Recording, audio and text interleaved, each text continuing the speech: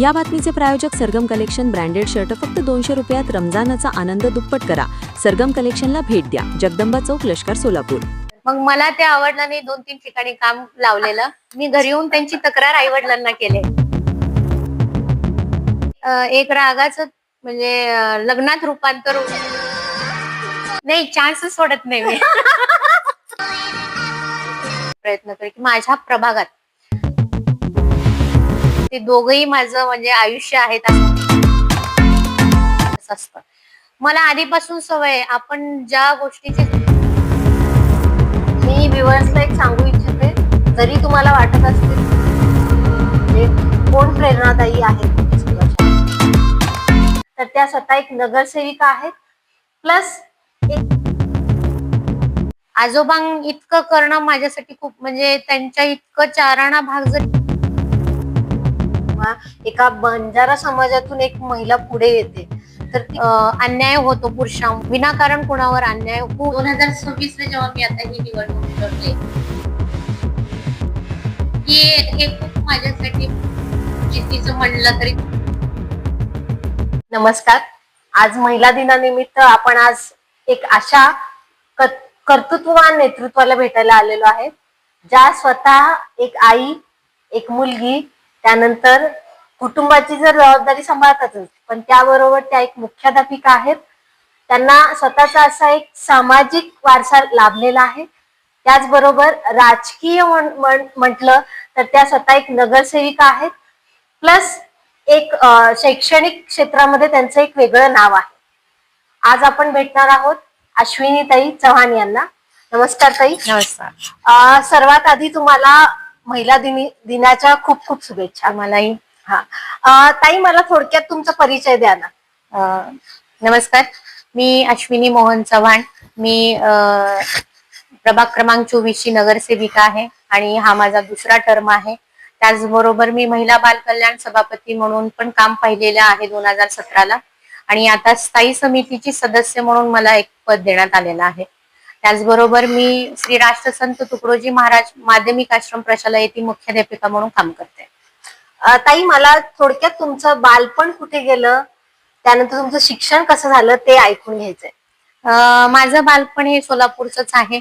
नेहरू नगर मध्ये या ठिकाणीच माझं बालपण गेलेलं आहे आणि प्राथमिक शिक्षण हे माझं गांधी आश्रम प्रशाला इथं गेलेलं आहे. माध्यमिक शिक्षण जागृती विद्या मंदिर. त्याच्यानंतर माझं डीएड झाले भारतीय विद्यापीठ मध्ये मी कॉलेज केलेलं आहे. त्यानंतर डीएड केलेलं आहे आणि नंतर MA केलं आणि MAd BEd केलं. असं मी MA BEd माझं पूर्ण शिक्षण झालेलं आहे. मग जे तुमचं शिक्षण आहे तुम्ही लग्नाआधी केले की लग्नानंतर केले? मी मला वाटतं 12वी झाल्यानंतर मी डीएड ला ऍडमिशन घेतलं आणि डीएडच्या सेकंड इयरला माझं लग्न झालं. बरोबर. थोडक्यात मला तुमचं माहेर आणि सासर जाणून घ्यायला आवडेल. माझा माहेर सांगितलं तर स्वर्गीय चंद्राम चव्हाण गुरुजी, ज्यांना शिक्षण महर्षी म्हणून ओळखतात आणि ज्यांना दलित मित्र पुरस्कार मिळालेला आहे, ते माझे आजोबा आहेत. स्वर्गीय मोहन चंद्राम चव्हाण हे माझे वडील आहेत आणि चव्हाण कुटुंबीय मोठा वलय आहे या सोलापूरमध्ये, त्या घराण्यामध्ये माझा जन्म झालेला आहे. आणि सासर माझं जळकोटचं आहे आणि मिस्टर माझे प्राचार्य आहेत डीएड कॉलेजला, श्री शिवाजी अध्यापक विद्यालय, इथं ते प्राचार्य म्हणून काम करतात. अजून काही ओळख म्हटलं तर तुमची मुलं जी आहेत, तुम्हाला 2 मुलं आहेत, तर ते काय करतात? माझा मोठा मुलगा हा बीटेक फर्स्ट इयरला आहे आणि माझा 2 नंबरचा जो मुलगा आहे तो 8वीत आहे. मोठ्या मुलाचं नाव आर्यवीर राठोड आहे आणि छोट्याचं निर्मोह राठोड. लग्न कुठे झालं, कसं जुळालं? अरेंज मॅरेज आहे की लव्ह मॅरेज आहे, कसं? खरं तर अरेंज मॅरेजच आहे, पण आमच्यात कसं थोडीशी वेगळी गोष्ट आहे. मी जेव्हा डीएड ला गेले, डीएड ला असताना ते माझे गुरु होते. ते मला शिकवायला होते, मी त्यांचे शिष्य होते आणि त्याच्यानंतर शिवाजी अध्यापक विद्यालयात ते शिक्षक म्हणून काम करत होते आणि आई वडिलांना जेव्हा समजलं असं असं एक मुलगा आहे आणि आपल्या समाजाचा आहे आणि इथंच त्यांची जॉब आहे, मग ते असं सगळ्या गोष्टी जुळून आल्या आणि आमचं लग्न ठरलं आणि मी सेकंड इयरला असताना माझं लग्न झालं. ज्यावेळी तुम्हाला कळालं की तुमचे शिष्य म्हणजे शिक्षकच गुरु. तुमचे म्हणजे त्यांच्याशीच तुमचं लग्न होणार आहे, काय पहिलं तुमचं म्हणजे रिॲक्शन होतं? नाही, रिॲक्शन म्हणजे आधी कसं, मी जेव्हा कॉलेजला जात होते फर्स्ट इयरला, तेव्हा ते त्यांचं एक व्यक्तिमत्व होतं, ते फार स्ट्रिक्ट होतं म्हणजे सगळ्या गोष्टीत. मग सगळ्या मुली म्हणा, आम्ही त्यांना खूप घाबरायचो आणि त्यांना आम्ही म्हणजे स्ट्रिक्ट असल्यामुळे थोडस त्यांना चिडवायचो पण. मग एक दोन वेळेस असं घडलं तेव्हा मी कॉलेजला गेले आणि आम्हाला साफसफाई आधी श्रमदान खूप लावायचे डीएड कॉलेजमध्ये. मग श्रमदान करण्यासाठी त्यांनी आम्हाला बोलवलं, आम्ही करत होतो. त्यांनी काय केलं, म्हणजे आमचे गुरु होते, त्यांनी मला एका ठिकाणाहून दुसऱ्या ठिकाणी, अशा तिसऱ्या ठिकाणी, 3 ठिकाणी काम लावलं. आणि थोडस मागास समाज सेवा मंडळ ही संस्था आमचीच आहे आणि तिथं ते शिक्षक होते. मग मला ते आवडलं नाही, 2-3 ठिकाणी काम लावलेलं. मी घरी येऊन त्यांची तक्रार आई वडिलांना केले. मी म्हणलं असं असं कोणीतरी राठोड सर आहेत आणि मी म्हणलं आई मी काम करायच लागले होते, पण 2-3 ठिकाणी मला त्यांनी श्रमदान करण्यासाठी लावलं. मग वडिलांनी म्हणलं कोण आहे काय आहे, असं सगळ्या गोष्टी घडल्या. मग त्याच्यानंतर कळालं की असं आहे तसं आहे. मग त्याच्यानंतर म्हणजे एक रागाचं म्हणजे लग्नात रूपांतर होईल आमचे, असं मला मला म्हणजे असं हेच नव्हतं की आमचं कधीतरी पुढे जाऊन लग्न होईल, पण नशिबात होतं, झालं. बरं, एक पर्सनल आहे की तुम्ही त्या रागाचा बदला आता घेतलाय की नाही एवढ्या वर्षामध्ये? नाही, चान्सच सोडत नाही मी. अरे बापरे! म्हणजे भांडणं वगैरे झाली तर सॉरी कोण बोलतं आधी? भांडणं वगैरे झाली तर आधी कसं व्हायचं की ते थोडस गुरु माझ्या असल्यामुळं ना, काही झालं तरी मी थोडस माघार घेत होते, पण आता नाही. आता काही झालं तरी त्यांना माघार घ्यावं लागतं.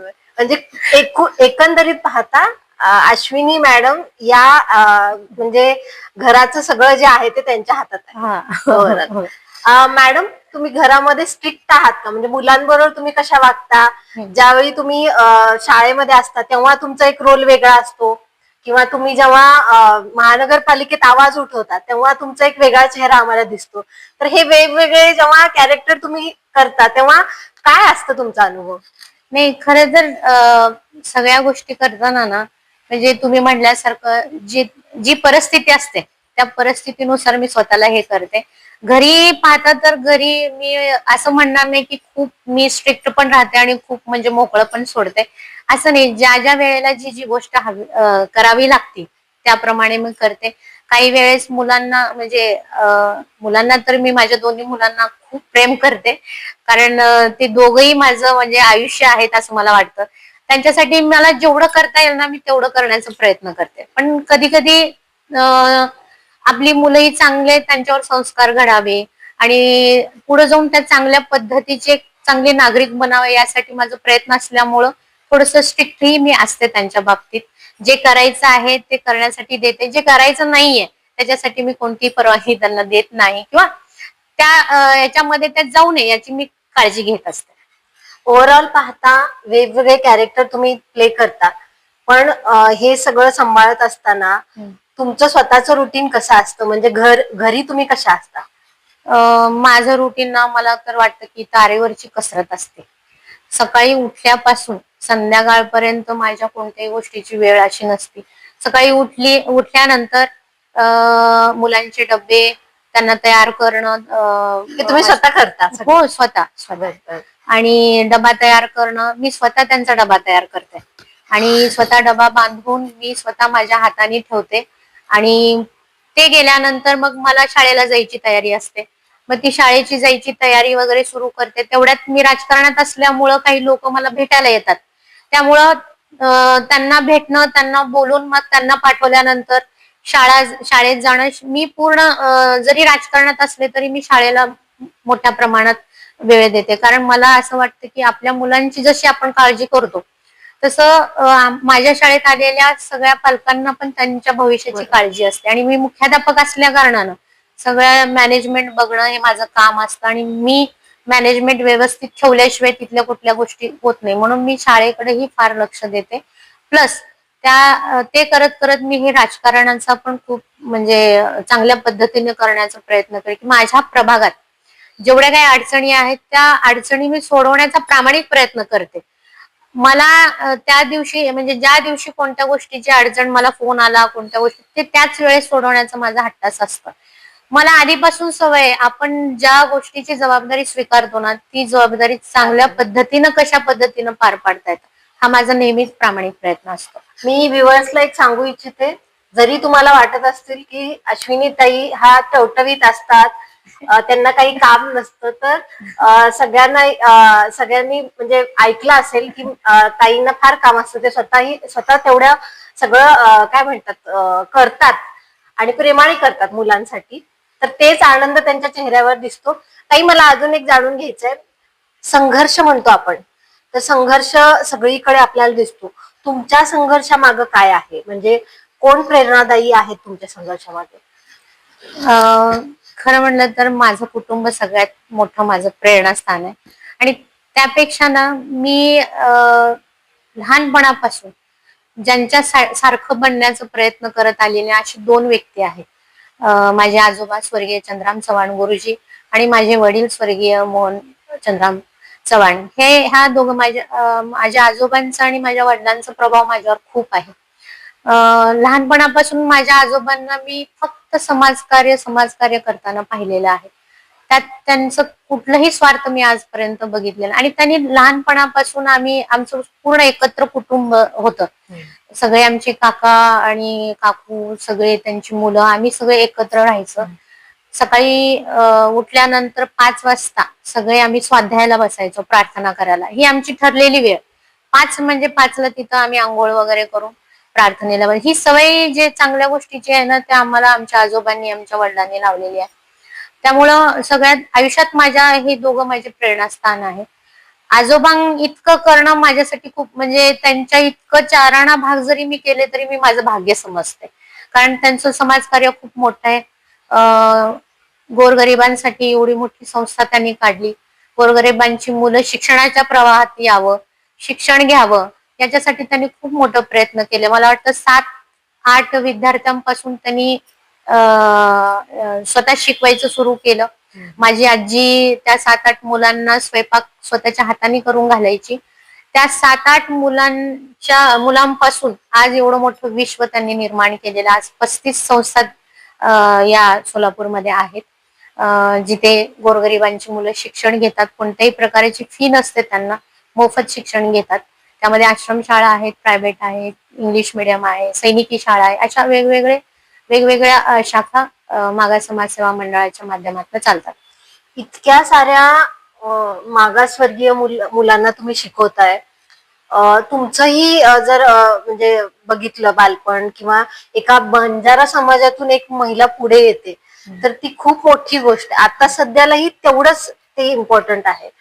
तर काय सांगाल तुम्ही, बंजारा समाजामधून एखादी महिला पुढे येते आणि सगळ्यात पुढे म्हणजे नाही का नेतृत्व करते, तेव्हा काय वाटतं ओव्हरऑल तुम्हाला? नाही, आनंद तर वाटतोच आणि अशी अपेक्षा वाटते की समाज हा पुढे आला पाहिजे. कारण आमचा हा समाज फार कष्टकरी समाज आहे आणि मागासलेला आणि भटक्यामध्ये आमचा समाज मोडतो. आणि आमचा जर इतिहास पाहिला तर खूप मोठा आहे आणि भटकंती आमच्या समाज म्हणून बंजारा आम्हाला नाव पडलेलं आहे. पण आता हा समाज स्थिर झालेला आहे. आता मीच माझ्या शाळेमध्ये मोठ्या प्रमाणात बंजारा समाजांची मुलं आहेत आणि माझी विद्यार्थी जर बघितलं तर आज शिक्षणाधिकारी पर्यंत ते पोचलेले आहेत, मोठ्या मोठ्या पदावर. आज ते कार्यक्रम घेण्यासाठी आमच्या शाळेत येतात. ते आम्हाला विश्वास वाटत नाही की आमच्या समाजाची मुलं आणि या शाळेतून शिकून गेलेली ही मुलं एवढ्या मोठ्या पदापर्यंत गेलेली आहे. खरं तर शिक्षण हा खूप महत्वाचा भाग आहे. मी माझ्या शाळेत विशेषतः मुलींना आवर्जून सांगत असते की मुली स्वावलंबी होणं खूप गरजेचे आहे. कारण ना मी मागच्या वेळेस असं पाहत आलेली आहे की 10वी झाली की मुलींचं लग्न लावून दिलं जातं, 12वी झाली की मुलींचं लग्न लावून दिलं जातं. मग आवर्जून मी त्यांना सारखं बोलत असते, करत असते. छोट्या प्रमाणात आमची बैठक वगैरे घेत असते. तेव्हा मी त्या पोरींना सांगत असते की आणि पालकांनाही, आमची पालक सभा जेव्हा होते तेव्हाही सांगते की मुली स्वावलंबी होणं या युगात तरी खूप गरजेचं आहे आणि मुली स्वावलंबी व्हायला पाहिजे. म्हणून मुलींचं शिक्षण आपण थांबवू नये आणि मोठ्या प्रमाणात माझ्या शाळेत फरक पडत आलेला आहे. आतापर्यंत मला जे दिसत होतं ते आता थोडंसं थांबलेलं आहे आणि मुली शिक्षणाच्या प्रवाहात आलेल्या आहेत आणि चांगल्या पद्धतीने शिक्षण घेतात.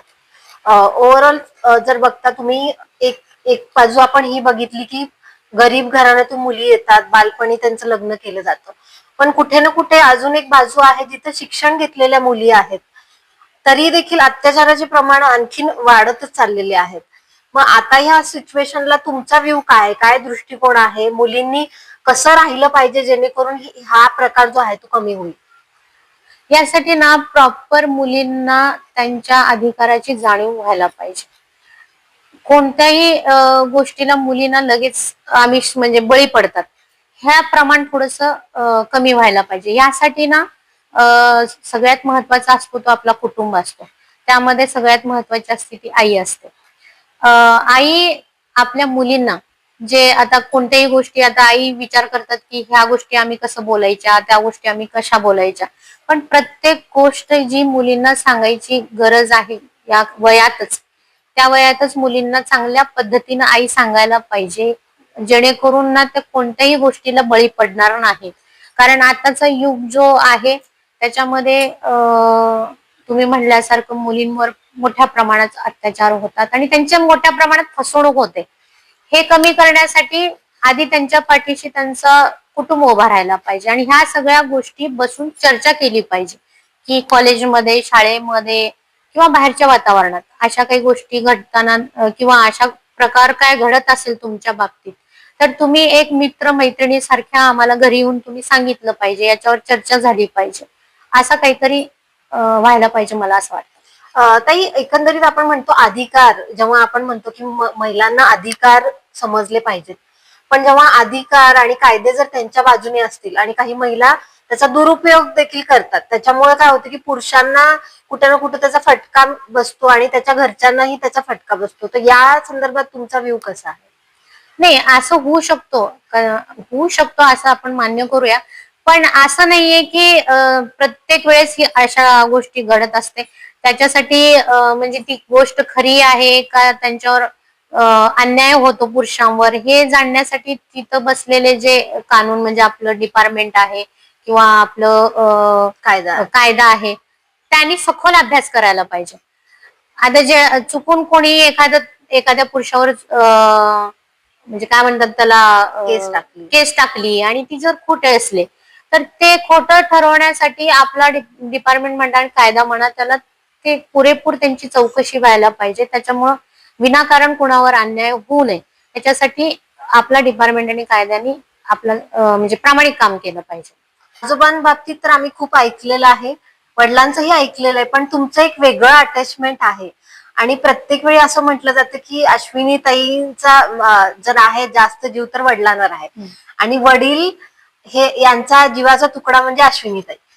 तर थोडीशी आठवण वडिलांची, एक भाऊक तुमचं काही अटॅचमेंट त्यांच्यासोबत असेल तर सांगा ना. या निमित्ताने आणखीन मी सांगायला मला आवडेल, 2017ला मी जेव्हा निवडून आले, तेव्हा 2017ला निवडून येण्यामागं माझ्या वडिलांचा आणि माझ्या दोन्ही भावांचा फार मोठा हात आहे. मी राजकारणात आले माझ्या भावामुळे आणि माझ्या वडिलांमुळे. 2017ला त्यांनी मला नगरसेविका म्हणून उभं केलं आणि निवडूनही आणलं.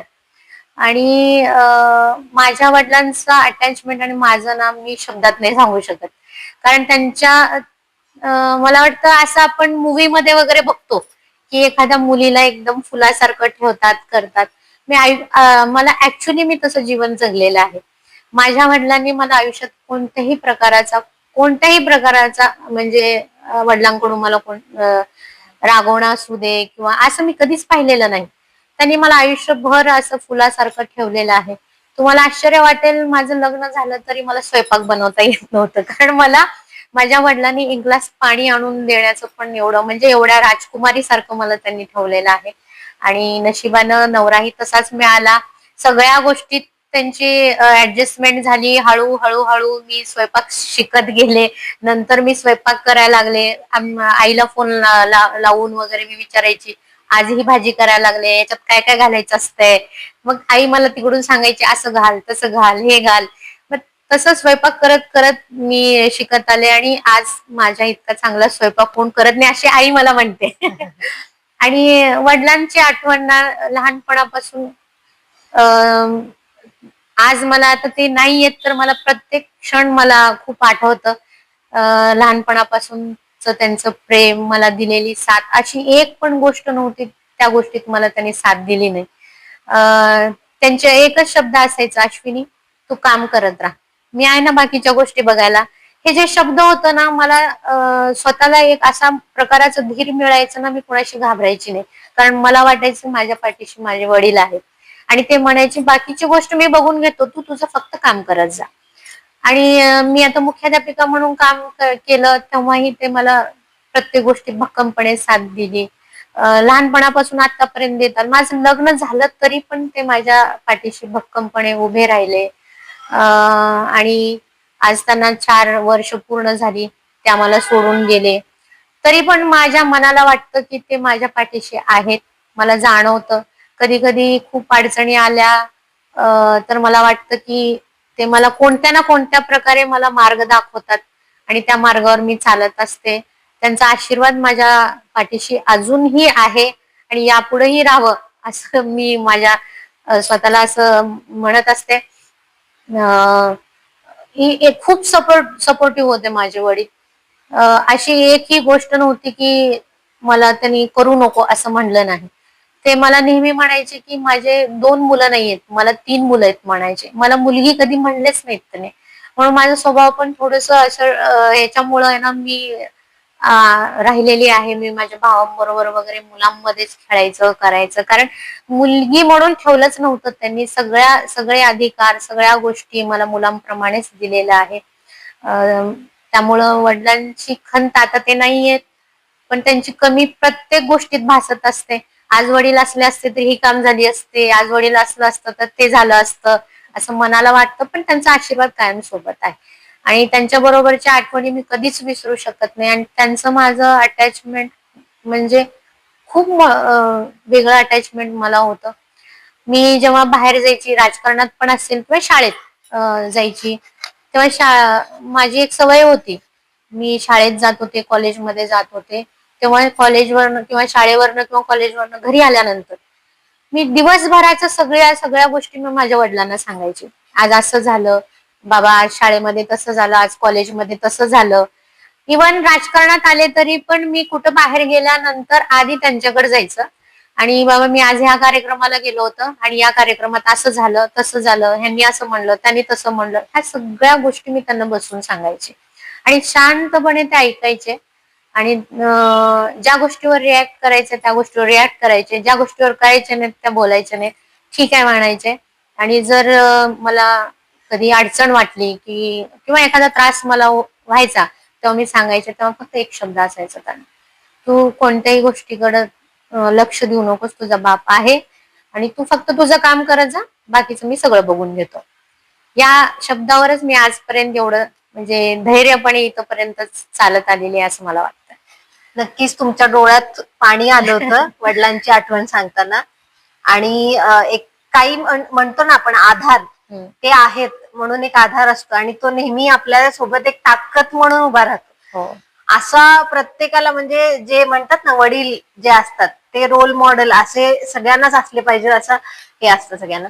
कुठे ना कुठे तुम्ही ते सगळं मिस करताय असं वाटतंय. आज महिला दिनानिमित्त ताई आपल्या सोबत होत्या. खूप साऱ्या गोष्टी त्यांनी त्या गोष्टींचा उलगडा केला. ताईंना मी खूप खूप धन्यवाद सांगते. आजच्या दिवशी तुम्ही माझ्यासोबत जुडलात आणि आमच्या कट्ट्यावर आलात त्याबद्दल खूप धन्यवाद. थँक्यू.